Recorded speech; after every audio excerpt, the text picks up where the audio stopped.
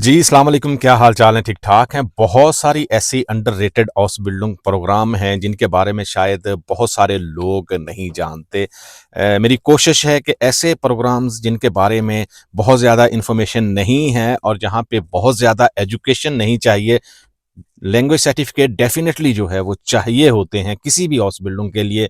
Minimum जो है वो आपके पास B1 जो है वो होना चाहिए। तो ऐसी हाउस बिल्डिंग्स के बारे में या ऐसे प्रोग्राम्स के बारे में मैं वीडियोस अपलोड करूं, ताकि आप लोगों को इन्फॉर्मेशन हो। यहाँ पे कंपटीशन नहीं है, यहाँ पे इजीली जो है वो आपको हाउस बिल्डिंग प्रोग्राम मिल सकता है। ये बहुत ज़रूरी है। आज की जो वीडियो है वो है जो स्ट्रीट वर्क होता है, कंस्ट्रक्शन वर्क, उसके बारे में। हाउस बिल्डिंग, इसमें क्या रिक्वायरमेंट है, क्या जो है वो सैलरी मिलती है, कहाँ पे जो है वो आप अप्लाई कर सकते हैं। ये सारी डिटेल जो है वो आपको इस वीडियो में मिलेगी। लेकिन वीडियो में आगे बढ़ने से पहले आप लोगों से फिर वही रिक्वेस्ट है कि अगर आप लोगों ने चैनल सब्सक्राइब नहीं किया तो प्लीज़ सब्सक्राइब करें। ये जो ऑसबिल्डिंग है कंस्ट्रक्शन वर्कर की, इसमें बहुत ज़्यादा रिक्वायरमेंट है क्योंकि ओल्ड इंफ्रास्ट्रक्चर है यहाँ पे जर्मनी में, और जो वर्कर्स हैं वो ओल्ड हो रहे हैं। इसलिए जो है वो लोग बहुत ज़्यादा चाहिए। आपको काम क्या करना होता है, जो रोड्स वर्क होता है वहाँ पे काम करना होता है। इसके अलावा यहाँ पे पैदल चलने वालों के लिए, साइकिल चलाने वालों के लिए अलहदा से रास्ते होते हैं, वहाँ पे जो है वो काम करना होता है। इसके अलावा जो रोड नए बनेंगे या ब्रिजेस जो है वो जिनकी रिपेयरिंग होती है, वहाँ पे जो है वो आपको काम करना होगा। ड्यूल एजुकेशन सिस्टम है, इसमें आपको थ्योरी जो है वो स्कूल में पढ़ाई जाएगी, और इसके अलावा जो है वो कंस्ट्रक्शन वर्क आप जो है वो कंपनी के साथ जहाँ पे भी आपकी साइट होगी वहाँ पे जो है वो जाके करना होगा। इसके अलावा ये हाउस बिल्डिंग जो है वो 3 साल की है। मैं आपको बताऊंगा कि कौन कौन से जो हैं वो डॉक्यूमेंट्स इसके लिए चाहिए होंगे। सबसे पहले हम बात करते हैं जी कि लैंग्वेज लेवल जो है वो आपका कहाँ पे होना चाहिए। B1 जो है वो किसी भी हाउस बिल्डिंग के लिए मिनिमम रिक्वायरमेंट होती है। लेकिन अगर आप यहाँ पे जर्मनी में हैं, ऑलरेडी किसी भी स्टेटस पे हैं, तो ये आपके लिए हेल्पफुल इस तरह से हो सकता है कि अभी अभी आपने B1 लैंग्वेज सर्टिफिकेट नहीं किया, आपने A1 किया है या A2 किया है, तो तब भी जो है वो आप इस हाउस बिल्डिंग के लिए अप्लाई कर सकते हैं। इसके अलावा आपको वैलिड जो है वो पासपोर्ट चाहिए, आपके पास बर्थ सर्टिफिकेट होना चाहिए, पुलिस क्लियरेंस सर्टिफिकेट जो है वो आपके पास होना चाहिए, लैंग्वेज सर्टिफिकेट डेफिनेटली जो है मैंने बता दिया कि होना चाहिए। अगर आप किसी दूसरी कंट्री से जो है वो अप्लाई कर रहे हैं तो ये चीज़ें जो हैं वो आपके पास होनी चाहिए। CV, मोटिवेशन लेटर जो है वो होना चाहिए, और बेस्ट टाइम जो है वो किसी भी हाउस बिल्डिंग के लिए अप्लाई करने का वो मार्च अप्रैल है। आप मार्च अप्रैल में जो है वो अगर अप्लाई करेंगे तो मई तक जो है वो आपको आंसर मिल जाएगा, और आप इसके लिए जो है वो क्वालिफाई कर सकते हैं। बहुत सारे लोग जो हैं वो गलत टाइम पे हाउस बिल्डिंग के लिए अप्लाई करते हैं। अगर सेल्फ पे करें या किसी कंसल्टेंट के थ्रू भी अगर कर रहे हैं तो वो आपको स्पेसिफिक टाइम जो है वो नहीं देता, क्योंकि उसको पता है होगा कि जी अगस्त में जो है वो हाउस बिल्डिंग स्टार्ट होगी, और उससे पहले जो है वो हाउस बिल्डिंग आप स्टार्ट नहीं कर सकते। डेफिनेटली कॉन्ट्रैक्ट जो है वो उससे पहले आ जाएगा, ताकि आप अगस्त में आके यहाँ पे हाउस बिल्डिंग स्टार्ट कर सकें। अब हम बात करते हैं कि कौन सी ऐसी स्किल्स जो हैं वो होनी चाहिए इस हाउस बिल्डिंग को अप्लाई करने के लिए। सबसे पहले आपका फिजिकली फिट होना बहुत ज़रूरी है। यंग लोग जो अभी मैट्रिक के बाद फ्री हैं, जो लैंग्वेज कर रहे हैं, उनके लिए बेस्ट टाइम है इस तरह की कंस्ट्रक्शन की हाउस बिल्डिंग के लिए।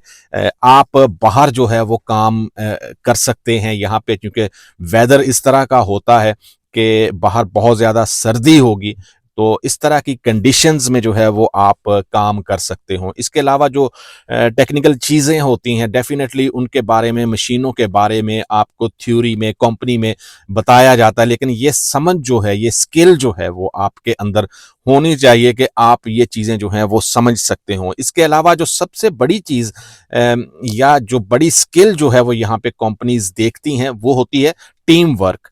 और रिस्पॉन्सिबिलिटी आप कितनी लेते हैं। ये रिस्पॉन्सिबिलिटी और टीम वर्क आपके फ्यूचर को जो है वो डिसाइड करती है कि आप कंपनी में कितना आगे जा सकते हैं। इसके अलावा जो क्योंकि ये काम बाहर होता है, वहाँ पे शोर होता है, मिट्टी होती है, सख्त वेदर जो है वो होता है, तो ये चीज़ें जो हैं वो या ये स्किल्स जो हैं वो आपके अंदर होनी चाहिए कि आप इस तरह की कंडीशंस में जो है वो काम कर सकें। इसके लिए आपके पास मैट्रिक तक एजुकेशन जो है वो ज़रूर होनी चाहिए, क्योंकि आप मशीनों को समझ सकें, आप पढ़ना, लिखना, बोलना जो है वो जानते हों, ये ज़रूरी है। अगर आप इसके बाद जो है वो वाइटर बिल्डिंग या मास्टर्स करना चाहें तो तब भी ये फैसिलिटी होती है कि कंपनी जो है वो सपोर्ट करती है, और इसके बाद आप एज ए सुपरवाइज़र या इससे भी आगे जो है वो आप प्रमोशन ले सकते हैं। आपकी सैलरी जो है वो अच्छी हो सकती है, लेकिन सैलरी के बारे में हम लास्ट पे जो है वो बात करते हैं।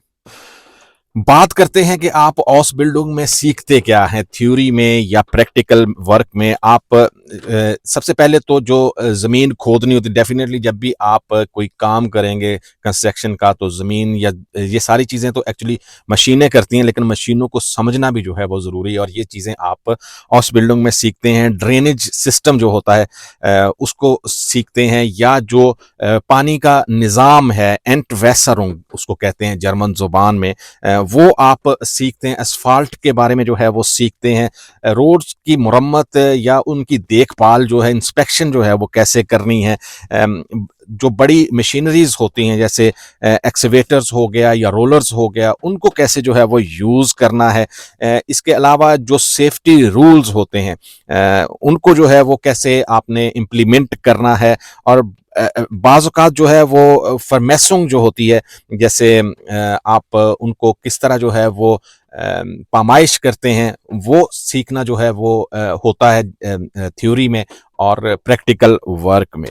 ये जो ऑस बिल्डिंग है, इसकी सैलरी जो है वो कितनी होती है? कंस्ट्रक्शन वर्क में जो है वो सैलरी ज़्यादा होती है। ऑस बिल्डिंग के दौरान फर्स्ट ईयर में आपको तकरीबन 1200 यूरो जो हैं वो मिलेंगे, और जैसे-जैसे आपके साल ज़्यादा होंगे, सेकंड ईयर में जो है वो 1400, और लास्ट ईयर में, थर्ड ईयर में जो है वो 1600 यूरो जो है वो मिलेंगे। लेकिन जब आप ऑस बिल्डिंग कंप्लीट कर लेते हैं, आपका स्विशन प्रूफिंग हो जाता है, उसके बाद आपका अब्शलुस प्रूफिंग होता है, लास्ट एग्ज़ाम, फाइनल एग्ज़ाम जो है वो देने के बाद, ऑस बिल्डिंग पास करने के बाद जो है वो आपकी सैलरी 2900 यूरो से जो है वो स्टार्ट होती है। गेस करें कि 2900 यूरो जो है वो वहाँ से आपकी सैलरी स्टार्टिंग में होगी, और हर साल जो है वो इंक्रीमेंट के बाद जो है ये सैलरी आप 5 साल के बाद कहाँ पे जो है वो आपको देखते हैं। यकीनन आप 4000 यूरो तक जो है वो जा सकते हैं आफ्टर 5 ईयर्स। और अगर आप इसके साथ वाइटर बिल्डिंग या मास्टर्स कर लेते हैं,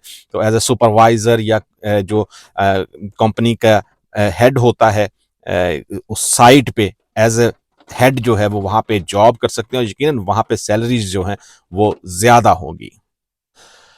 कंक्लूजन इसका यह है कि जी बहुत सारे लोग जो हैं वो मिडल ईस्ट में कंस्ट्रक्शन में जो है वो काम करते हैं, और मिडल ईस्ट में चूँकि काम की सूरत हाल जो है वो बहुत ज़्यादा सख्त होती है, वहाँ पे सैलरीज इतनी नहीं होती, और हर बंदे की ख्वाहिश होती है कि वो किसी ऐसे कंट्री में जाए जहाँ पे उसको ज़्यादा बेनिफिट मिले, नेशनैलिटी जो है वो उसके लिए अप्लाई करे, और उसकी फैमिली जो है वो वहाँ पे जा सके। मोस्टली जो है वो दुबई में या मिडल ईस्ट में अगर आप काम कर रहे हैं तो अपनी फैमिली जो है वो नहीं बुला सकते।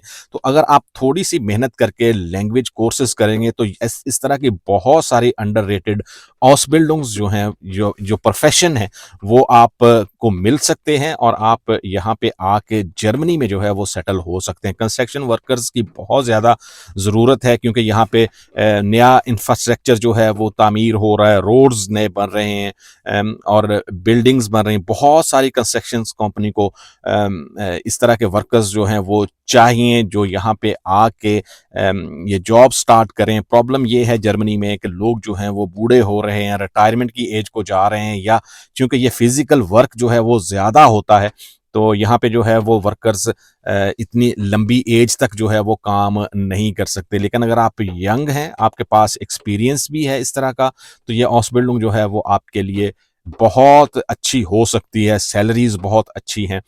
इसके साथ आप फैमिली को यहाँ पे जो है वो बुला सकते हैं, आपके बच्चे जो हैं वो यहाँ पे पढ़ सकते हैं। ये सारी जो बेनिफिट्स हैं वो आप ले सकते हैं, लेकिन इसके लिए आपको मेहनत करनी होगी, लैंग्वेज सीखनी होगी और उसके बाद ये याद रहे कि ऑसबिल्डिंग अप्लाई करने के लिए जो है वो एक टाइम होता है कि जब कंपनीज़ जो हैं वो ऑसबिल्डिंग के लिए लोग लेती हैं। उस टाइम पे जो है वो अगर आप सेल्फ पे अप्लाई करेंगे तो किसी भी कंसल्टेंट को बहुत ज़्यादा पैसे देने से जो है वो बच सकते हैं। ये थी हमारी आज की वीडियो, यकीनन जो है वो आपको पसंद आएगी। ऐसी बहुत सारी अंडररेटेड जो ऑसबिल्डिंग प्रोग्राम हैं उनके बारे में मैं वीडियोस अपलोड करता रहूँगा और ऐसी ही किसी दूसरी वीडियो में आपसे मुलाकात होगी। अल्लाह हाफ़िज़।